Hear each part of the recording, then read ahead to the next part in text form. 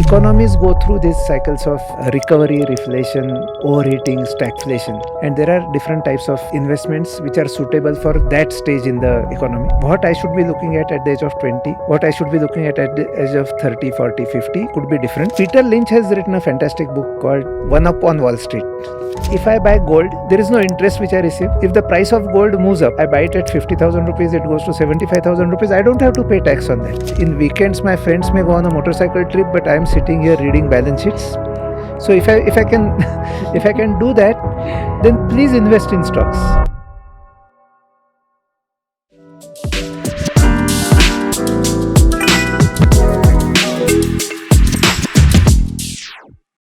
Welcome to a brand new episode of MoneySkills by Scripbox. I'm Kritika, the Chief Data Science Officer of Scripbox and your host for today.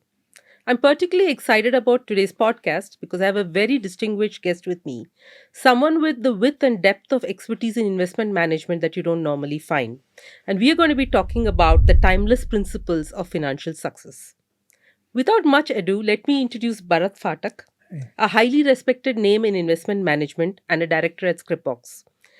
Bharat has more than 30 years of experience in investment management and has seen the cycles of ups and downs since the 1990s. He's also the recipient of CNBC TV 18 Financial Advisor Award and was the first rank holder in CA. Nothing to scoff about. So, welcome, Bharat. Thank you, Kritika. Nice to be here. So, let me start with a very simple question of understanding who Bharat the investor is. Right? So, can you share with us your personal journey of investing, how you started advising people, and how it's evolved over the years? I passed my CA and immediately I got married. My uncle gave me some shares of a blue chip company as a wedding gift, and that started my investment journey. Because then I had to go to the share broker's office because I had no clue on how to get them transferred in my name. Then we got talking, and I got more and more interested in the subject. I started reading about investments, and there are some really good books which have had a big influence on me. Peter Lynch has written a fantastic book called One Up on Wall Street, and anybody who can find time to read that should not miss that. Benjamin Graham's book, The Intelligent Investor, I've read it, and somebody told me that you should read it once every year.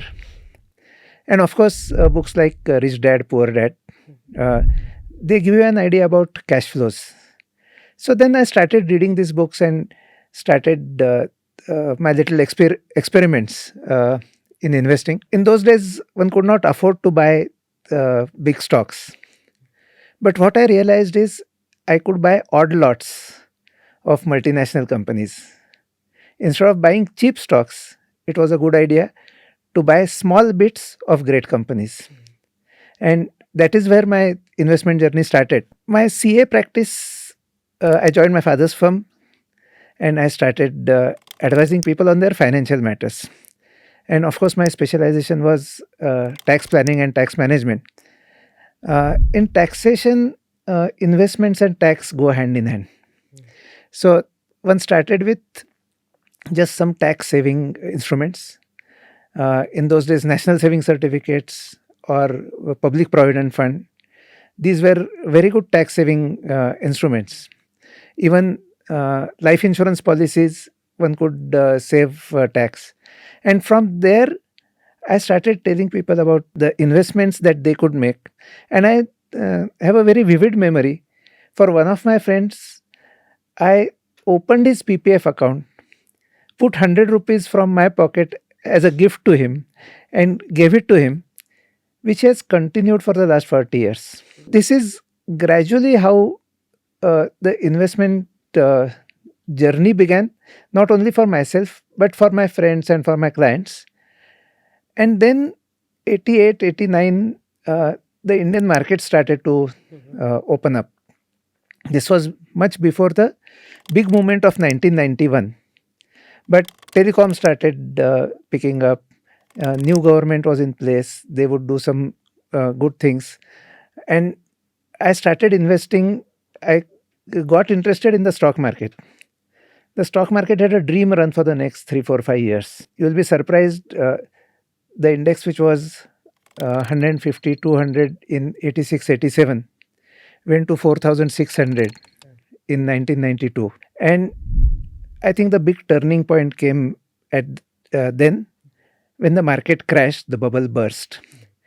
And then I realized that I have to learn more and more about investments. It cannot be just sitting in a train which is running fast. The train can come to a halt, train can have an accident. And that is where I started analyzing various types of investments. This was also the time when the mutual fund field was opening up.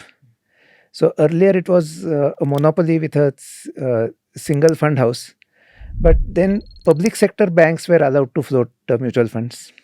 Then there were foreign investors, foreign asset management companies who were allowed to float schemes in India. And this was the time to start understanding the various advantages of mutual funds as an investment vehicle. So that is how the journey actually began. That is very impressive. I do remember a time in 1997 when the only way you could place an order was actually call up your broker. Absolutely. There were no web platforms, nothing else, nothing. All the information and the services available today were not really there. But that has a flip point, right? So today, with so much information, it's actually very confusing for the regular investor to figure out where do you put your money or what do I do in terms of investing.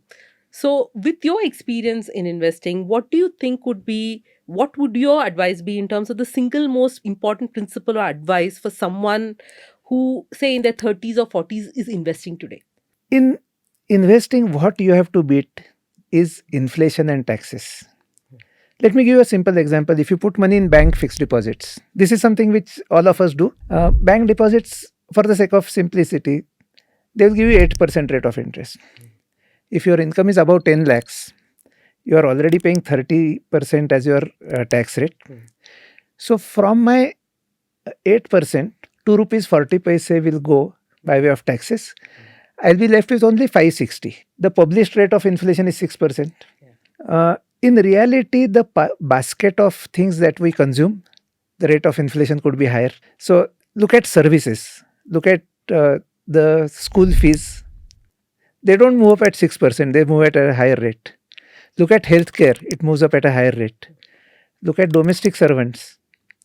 The money which you pay them, it goes up at 10%, 12% a year. So then, if I am saving and investing today, so if I earn 100 rupees, I say I'll consume only 75 and I'll put 25 for my future. If that 25 is not going to run ahead of inflation, then I may as well consume them today, right? Yeah.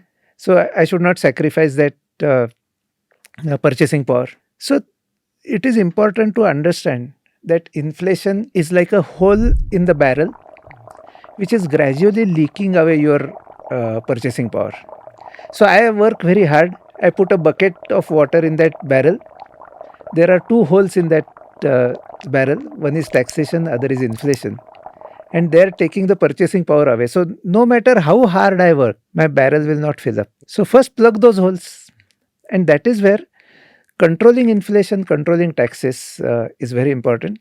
And this is done by using the power of compounding. We looked at the bank FD. But if I buy an appreciating asset, appreciating assets, I can give you 2-3 examples. All of us will be familiar with them. If I buy gold, there is no interest which I receive. If the price of gold moves up, I buy it at 50,000 rupees, it goes to 75,000 rupees. I don't have to pay tax on that. If I buy a house, the value of the house appreciates. I don't have to pay the tax unless and until I sell it. And the same thing will apply to equity mutual funds or stocks. That if I buy a good company and hold it for a long time, if I buy a good mutual fund, hold it for a long time, I don't have to pay that 30% every year. So first and foremost, I have saved my taxes. Secondly, when I sell, I get further advantage. In gold and real estate, I get inflation indexing. And after that, tax is only at 20%. So effective tax rate is 7-8%. In equity, if I hold it for 1 year, the effective rate of tax is 10%. So I don't pay tax on a yearly basis, and when I pay tax, I pay it at a lower rate. So the way to beat inflation is go into appreciating assets, go into holding them for a longer period of time so that I postpone my taxes. And third part, I think, as far as principles is concerned, is my belief in equity. So belief in equity or stocks as a way of wealth creation. So wealth creation does not happen in the stock market. Wealth creation happens on the shop floor. It happens in the ports. It happens on the roads when different services are rendered. That is where wealth creation happens. But wealth creation is captured in the stock market. Now, our GDP rate of growth, you must have seen those numbers that Indian GDP grows at 6%, 7%. This is in real terms. This is where they don't take inflation into account. Inflation 5-6% we just spoke about. So if the GDP grows at 7%, inflation is there at 5-7%, my stock market investments will grow at more than that. I can add 2%, 3% for entrepreneurship. So you are looking at a possible growth of 13-14%. The BSE Sensex, it is in the news all these days. It is at cross 75,000, cross 80,000. Do you know when it started? The Sensex started in 1979, and at that time the base value was 100. So this 100 has become 80,000 today, which is 800 times over a 45-year period. And if you calculate the compounded annual growth rate, it is just short of 16%.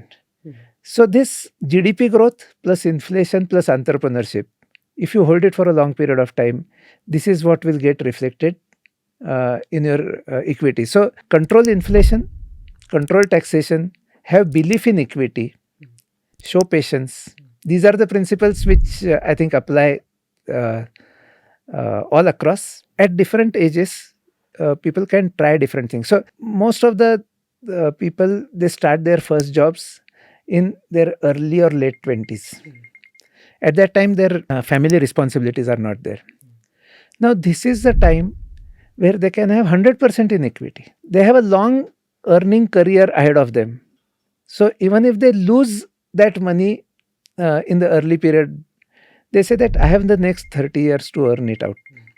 But if I experiment with equity, if I experiment and find that things are working, I have already created a very good habit which I can follow for the longer period of time. So in your 20s, till you get settled down, if you start a family, there is a period when you can be a little more adventurous. But after taking on the family responsibility, you will need to think of it in a different way, and you will need to create some kind of a strong base before you start adding larger amounts to equity. You must start with term insurance. Then you should have an emergency fund. Then you should have a medium term fund which you will invest in bonds or bond funds for the 3, 4, 5 year requirement.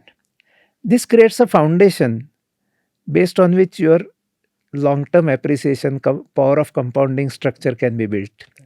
And there you may start small, but as your EMI start going down, you can start increasing your investment. So you will have a practice, you will have a first hand experience, and then you can keep on enlarging your investments in the equities. One of the best ways I feel is going through equity mutual funds. What is your opinion on the right portfolio for someone who's building out their assets? So I think mutual funds have some unparalleled advantages. If I'm myself trying to buy and sell stocks, apart from the taxation which we talked about, but that is not the main point. I may not have the time to study different companies. I may not know what is the right price for them. And the market goes in cycles. So sometimes the company prices may go much, much ahead of their value. Sometimes they may be much lower than their actual value. and value and price are going to be different. It is difficult to try to do it in spare time. Of course, some of us may have that time and passion and also the perseverance that in weekends my friends may go on a motorcycle trip, but I am sitting here reading balance sheets. So if I can if I can do that, then please invest in stocks. Find out your own stocks, find good companies, read what you mean by what is a good business. Is it making profit? Is it creating a great ROE? But if you think that you are not cut out for that, you don't enjoy that, you don't have time. Even I find some of the people who work in the financial field, they say that our bandwidth is all used up in managing the finances of our company, and there is hardly anything left for my own portfolio. So it is better to outsource it, better to give it to a professional. And I think mutual fund managers are trying to evaluate different stocks from their universe. They are looking at what is undervalued, what is overvalued. If something is overvalued, they may gradually cut that position, reshuffle their portfolio. They will construct the portfolio which is related to a particular benchmark. And when they reshuffle that portfolio, they don't have to pay taxes. If I reshuffle my individual portfolio, I have to pay taxes. So I think one of the best investments is mutual funds. But of course, there are other type of investment options which are there. And some of them also will be good. So it could be a portfolio management scheme. It could be an AIF, alternate investment fund. Then nowadays, one of the emerging asset classes is real estate investment trust, infrastructure investment trust. So all these will have a place. We also speak about sovereign gold bonds. So sovereign gold bonds is something where you invest and your investment will increase or decrease at the rate of gold prices. Over a 7-year period, you hold that. On redemption, you get the money. You are exempted from capital gains. And if you buy gold yourself, there is a cost to securely keeping that. But here you get paid 2.5% for buying the bond. So these are some of the investments, and I'm sure as your portfolio grows larger, it need not go 100% in mutual funds. You can look at some of these other ways of investing in the market. You would have also got more experience over a period of time. Many of these investments come with a minimum threshold. So portfolio management scheme will have 50 lakhs as the minimum threshold. AIF will have minimum 1 crore as the threshold. So when a portfolio grows to a particular size, I think these are some of the things you can look at. You have to be conscious about the expenses and fees that you pay in them. Because in many of these type of schemes, you have to pay a profit share to the fund manager. So there is the hurdle rate, there is a fixed fee, there is a hurdle rate, and there is a profit share. So after paying all that and paying the taxes, are you better off than mutual funds? Is a test which you can apply and then decide whether you want to go into some of these avenues. That's very helpful. That's very helpful. So, in this context, let me also ask you, while there are some people who, even among the wide variety of mutual funds, try to choose on their own, many people do prefer to go to an advisor and get professional help to kind of figure out where their investment should be going. So, in your opinion, what is the expertise or the assistance that you should expect an advisor to bring in? I think it is the experience of the advisor, first and foremost, because he has seen the cycles and he would know where we currently stand in the cycle. So economies go through these cycles of recovery, reflation, overheating, stagflation. And there are different types of investments which are suitable for that stage in the economy. Also, there are technical factors that sometimes there is too much money supply chasing too few securities and the markets may boom. Every boom may be followed by some reversion to mean. there may be some bust happening, there may be some excesses in the market. And this is where I think the advisor stands between the investor and the big mistake. So in a way, he is helping you to avoid big mistakes, helping you to stay the course. Earlier, it was very difficult to find information. Now there is a deluge of information. Constantly, some bits and pieces of information are coming and hitting you, and it's a stimulus to act when no action is required. So, to cut out that noise, to focus you on your goals, and try to do what is right for you. Booking the profits in a mutual fund, for example, it is the job of the fund manager who is doing that. He will try to sell the stocks which are overvalued. He will replace them with stocks which are undervalued. And like I said, it comes without the tax burden as far as he is concerned. Of course, there will be some time when you will need to cut your equity exposure. Especially, we spoke about the booms followed by a reversion to mean.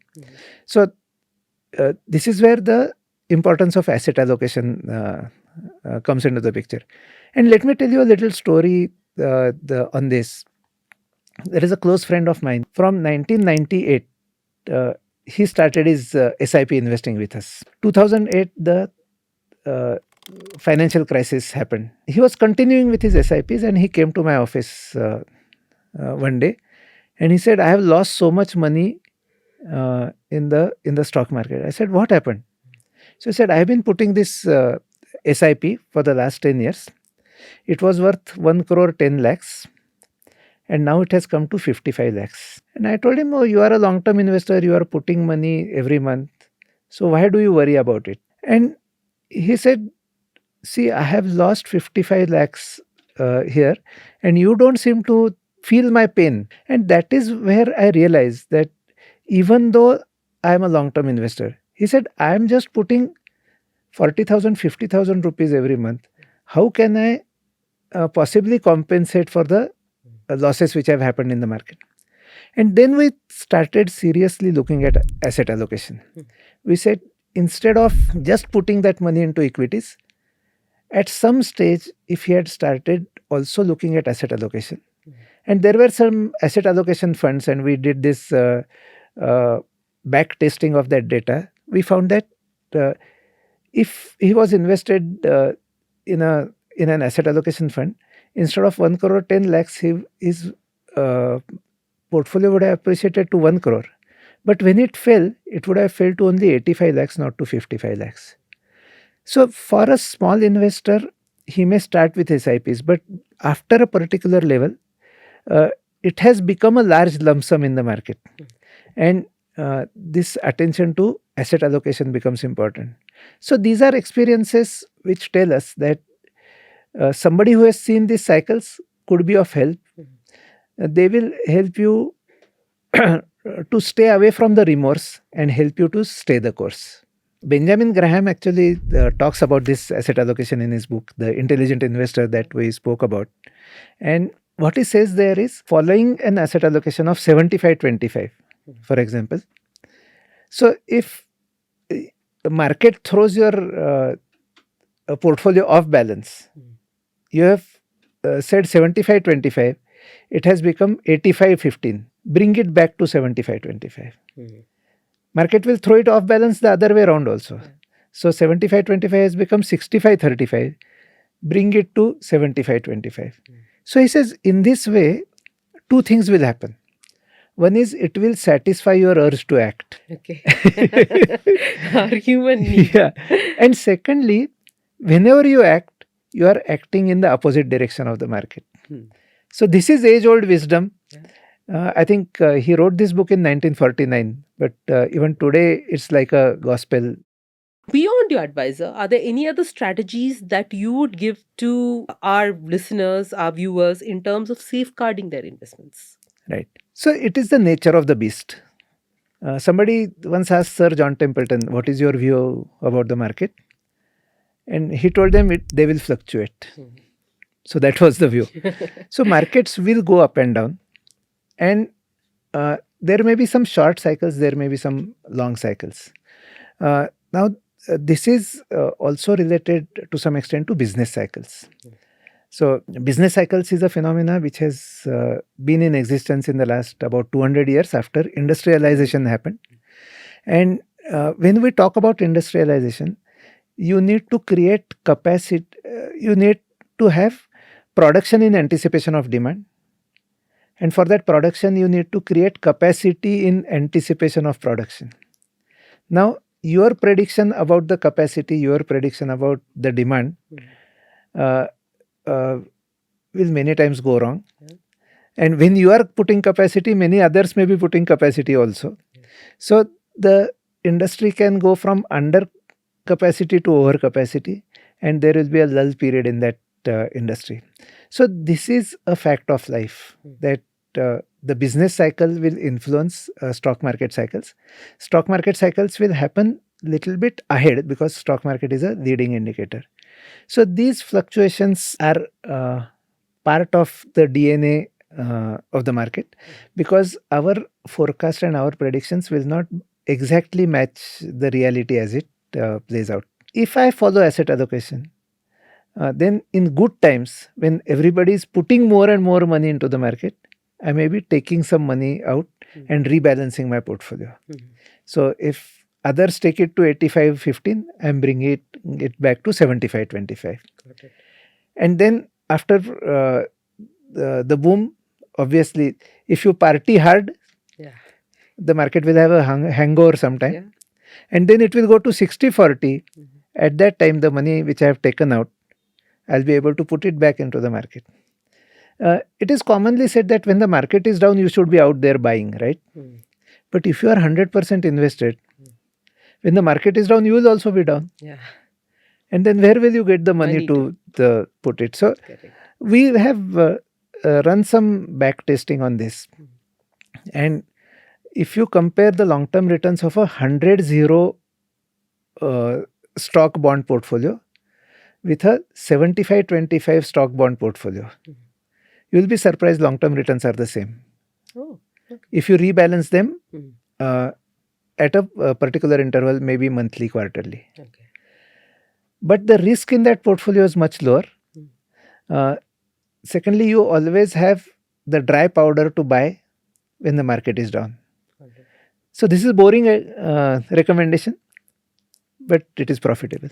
So again, to bring it all back to a full circle, you did talk about how you started your investing experience. Could you also talk about something that really, from your experience, that really changed your perspective in terms of how you invest in the market? Something from your experience, some story that can... They say good judgment is the result of experience, right? And experience is the result of bad judgment. So you will keep on making your share of bad judgment. It's a good idea to write down what you expect from a decision when you make it. The reality will play out in a different way. There will be learning from that. So we have seen it often enough that when there is euphoria in the market, things will go differently, and the speed will be so high that you will think that this is how it is going to be for the rest of your life. But they say trees do not grow to the sky. So there is a physical limit to how much it will go. Also, if I say that we just spoke about the last 45 years average return in the market is about 16% at the index level. Now, in a particular year, I get, let's say, 35% index return. Average is 16, I'm getting 35. Then I have to realize that either I'm getting arrears of the past or I'm getting advance of the future. And if it is advance, it will be cut from my salary, right? So the more you see that there is a boom, at that time you have to remember that this is the time to take some money out. This will not last forever. When you see there is a very depressed market, again, you know that entrepreneurship will rebound. And this is also not how it is going to remain forever. But to be able to that, again, broken record, asset allocation. Thank you so much, Bharat. This is a very insightful conversation. Thank you, and stay the course.